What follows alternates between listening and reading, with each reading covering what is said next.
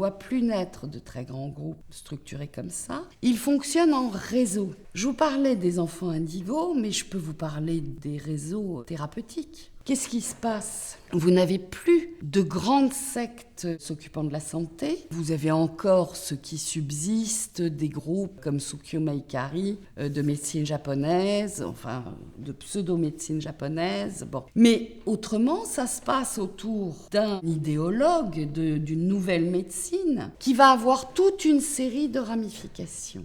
Si on regarde ce qui s'est passé ces dernières années autour de ces réseaux médicaux, je suis obligée de vous parler d'un certain Rick Hammer. Il est à l'origine médecin en Allemagne, apprécié de ses collègues, médecin hospitalier, bref. Et puis son fils meurt, il est assassiné, il meurt dans ses bras, ou plus exactement sur ses genoux. À partir de là, Hammer devient un partisan d'une autre médecine, parce que le fait que son fils meure sur ses genoux, pense-t-il, lui a provoqué un cancer des testicules. Et que, à partir de là, il crée ce qu'il appelle la loi d'Airain du cancer, qui reprend une espèce de scie qu'on a dans le monde contemporain, qu'on se crée des cancers, que c'est nous-mêmes qui provoquons le cancer, ce que les scientifiques purs et durs contestent, enfin considèrent comme absolument non prouvé scientifiquement.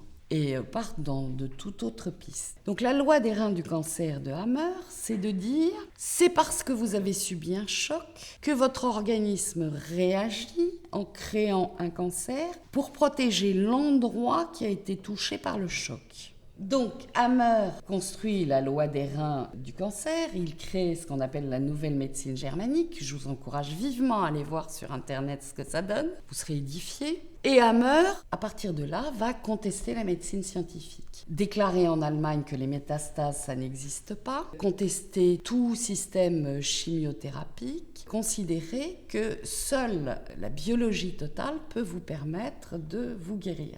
Donc il s'agit de soutenir votre organisme pour gérer le stress à l'origine du cancer. Et une fois que vous l'avez géré, votre organisme le fait disparaître et tout va bien.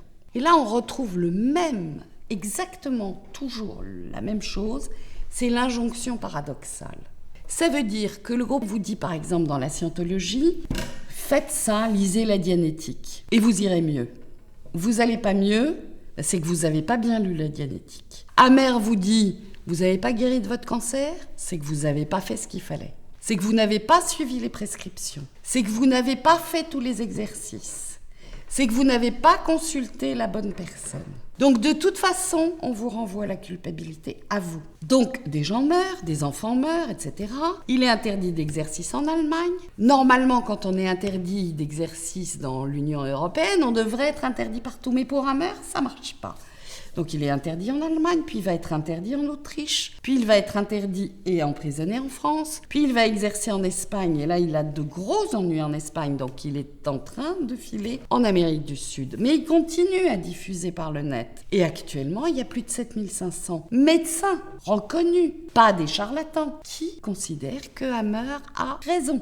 Et il a constitué un réseau dans toute l'Europe. Mais non seulement il a constitué un réseau, mais il a fait des petits.